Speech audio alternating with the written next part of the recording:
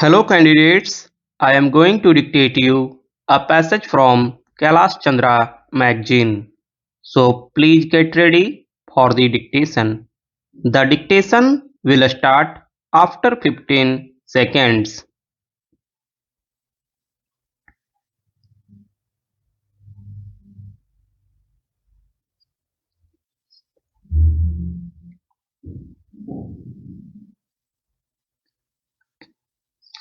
Then, sir, we must find out the main reason why there were so many writ petitions and petitions for a special leave to appeal to the Supreme Court.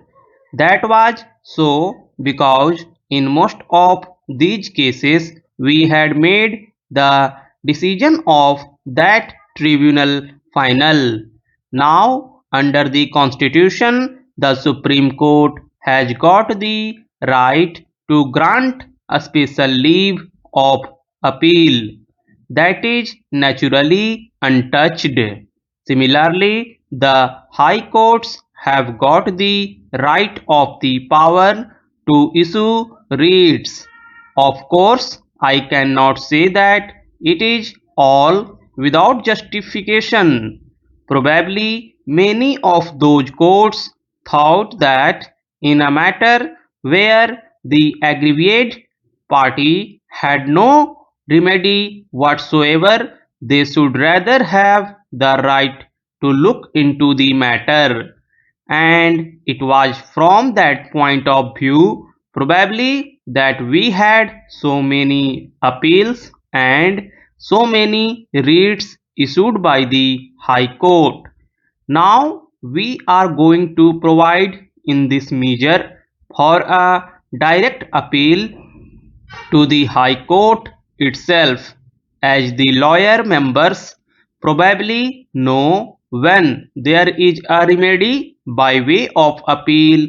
No High Court ordinarily issues any writ, and the Supreme Court is not expected to grant any special leave of appeal.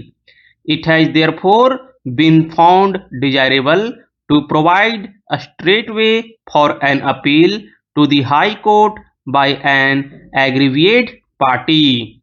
This will also, I think, remove much of the delay which is ordinarily caused by these matters. Apart from that, sir, the clause itself mentions that the tribunal shall decide the election petition within 6 months and the High Court shall depose it of within 3 months. I know that even if we impose such a restriction, it may not necessarily be so, but I am sure that unless there are any special reasons, etc., the tribunals will dispose of these matters within 6 months, and the High Courts also will give priority to matters like these and dispose them of within 3 months. So the honorable members will find that the present provision that has been made in this bill is much more satisfactory than the previous one. Then, sir, as the honorable members are aware, there was a little confusion with regard to the various categories of corrupt practices.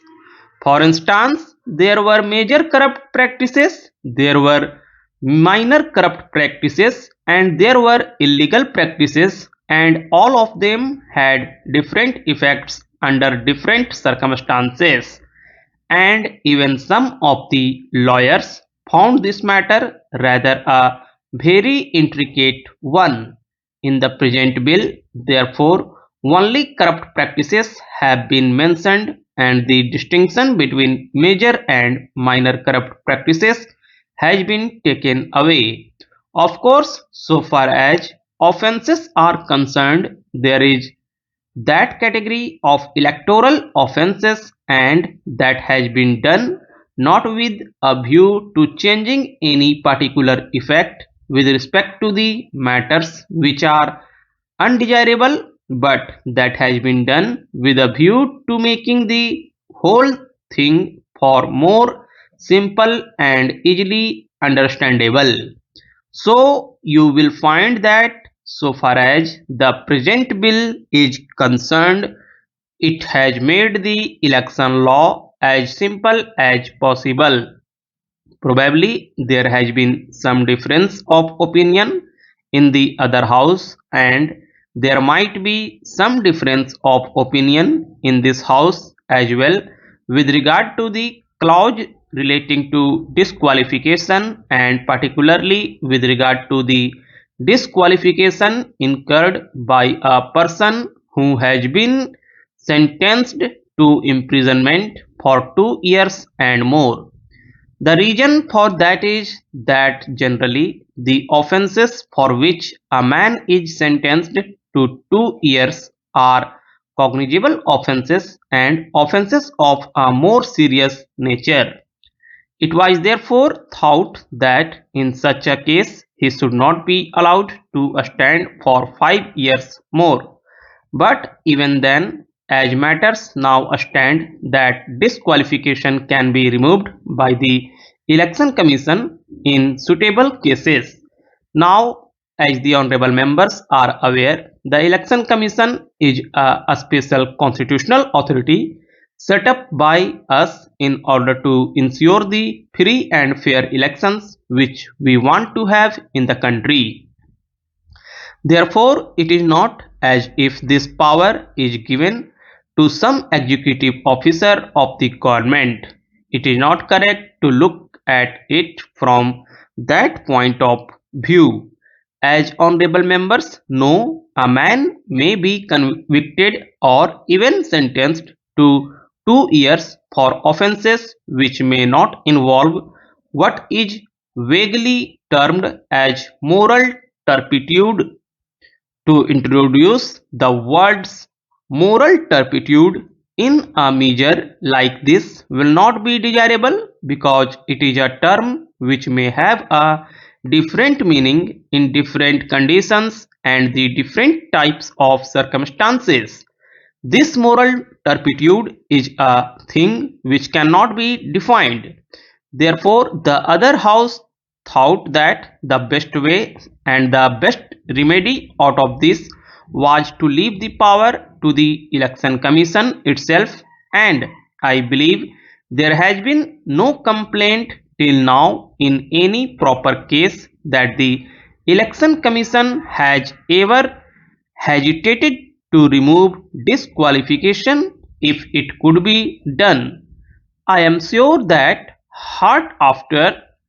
hereafter also there is no such danger so far as that independent authority is concerned. But to introduce the term moral turpitude in this measure, that very vague term has not been found. There are one or two other matters which were raised by previous speakers and which may be raised here also, and I will briefly refer to them. Some thought that we might make voting compulsorily. It is a very difficult thing to do in a democracy like ours, which has just started functioning. We have adult franchise and 35 crores of people are involved. This is an impossible thing. You may compulsorily take a voter to the polling booth, but I don't know how you can compulsorily make him vote.